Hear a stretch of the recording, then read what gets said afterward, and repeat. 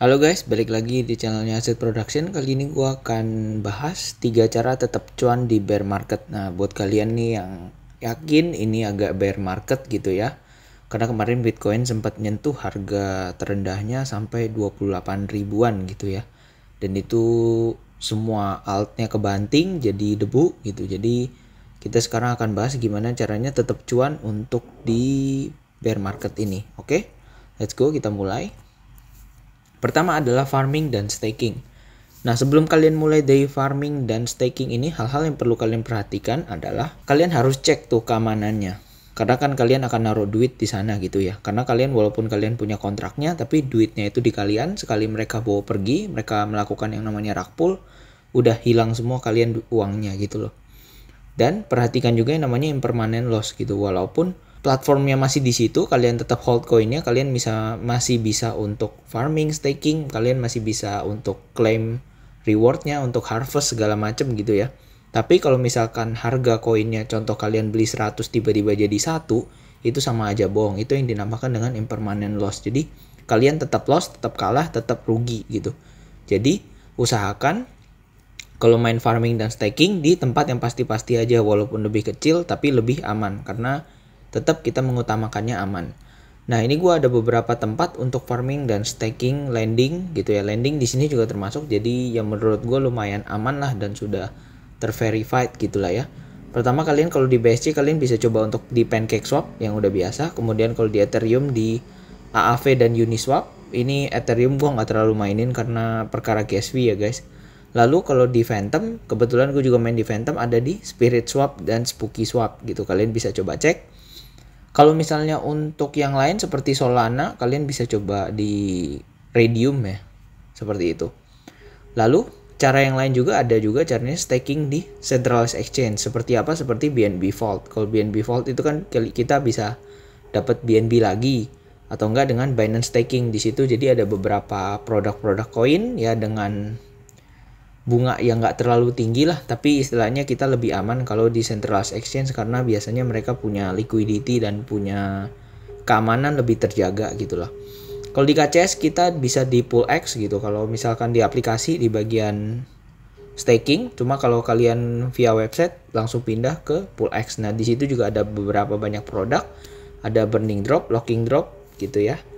Lalu juga ada staking di checks, termasuk juga TKO lock quest yang kemarin baru kita bahas videonya. Jadi staking TKO dapat TKO seperti itu. Next yang kedua adalah kita ikut serta dalam IEO, IDO atau IFO. Sebelumnya di sini gue jelasin kalau IEO itu adalah Initial Exchange Offering. Jadi contohnya di Binance Launch Pool, kayak kemarin tuh gue sempat ikut yang dapat game-game gitu, dapat Alien World ya kalau nggak salah ya. Jadi kita stake BUSD kita, kemudian kita dapat koin lain. Jadi dia aturannya BUSD atau BNB gitu ya. Kemudian KuCoin Spotlight biasanya di sini kita harus hold beberapa KuCoin ya. Biasanya minimal 200, 300, 400 seperti itu. Dan nanti dia akan daily snapshot, lalu kita harus beli koinnya seperti itu ya. Dan nanti koinnya kita akan jual pada saat di exchange offering gitu. Lalu ada juga di Get.io, ini VIP 1 biasanya, jadi biasanya kalian harus hold beberapa Get.io ataupun volume tradingnya ya harus melampaui beberapa ribu dolar gitu, gue lupa. Tapi di sini Get.io cukup sering ya untuk melakukan IEO-nya, jadi lumayan worth it ya. Cuma biasanya karena kalian VIP-nya kecil maka dapat jumlah share-nya juga kecil gitu, jadi agak kurang worth it. Kalau kemarin gue sempat coba kayak gitu. Lalu juga ada CoinList. Di sini CoinList nggak ada banyak syarat. Jadi emang CoinList ini exchange yang dibuat untuk kayak ngelist koin-koin baru yang potensial, yang emang projectnya legit gitu ya. Tapi biasanya untuk dapat untuk dapat bagian di CoinList ini cukup susah karena gue udah coba hampir 5-6 kali nggak pernah dapat guys, karena serame itu di CoinList kayak gitu.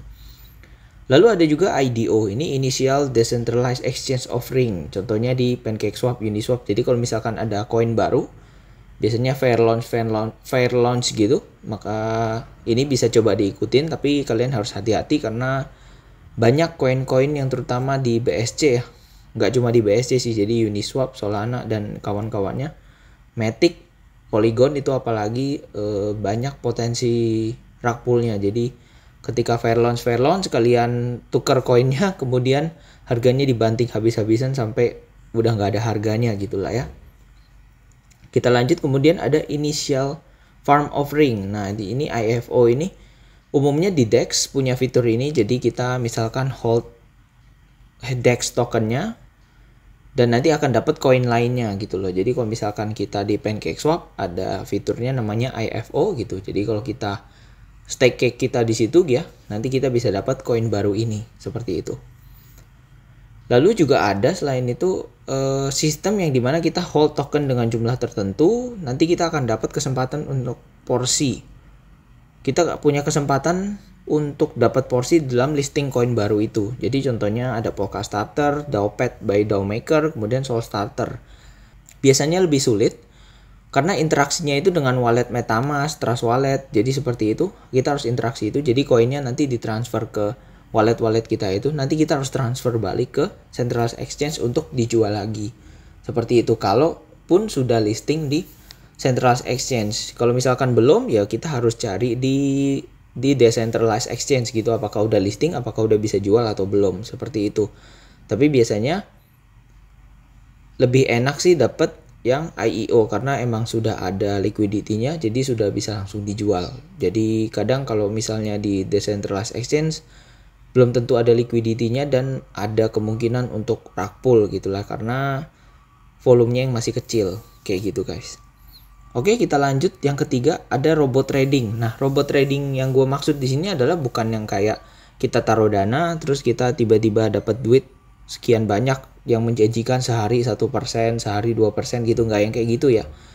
Kalau kayak gitu kalian tawarin aja, suruh salesnya pinjem duit ke bank gitu ya, lalu suruh masukin aja semua duitnya, nggak usah nawar-nawarin beginian gitu ya. Make sense ya.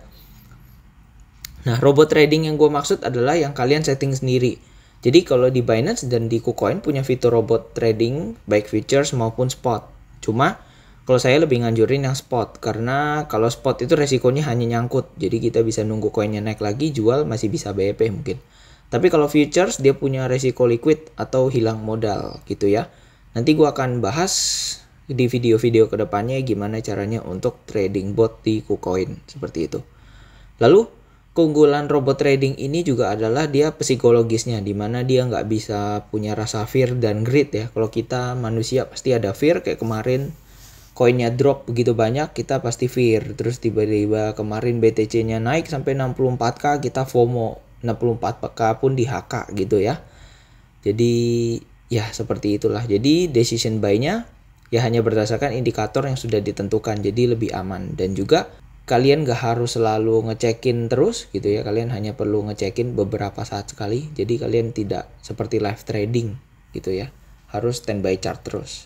Oke, itu aja 3 cara untuk survive di bear market ini ya. Semoga kita semua bisa survive di bear market ini, tetap bisa make money. Yang nyangkut ya cepet-cepet dijemput, yang loss cepet-cepet ke recover juga di next trade.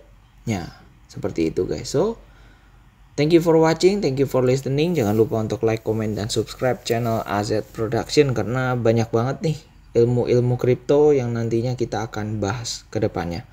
Oke guys, see you kalian di video lainnya. Bye.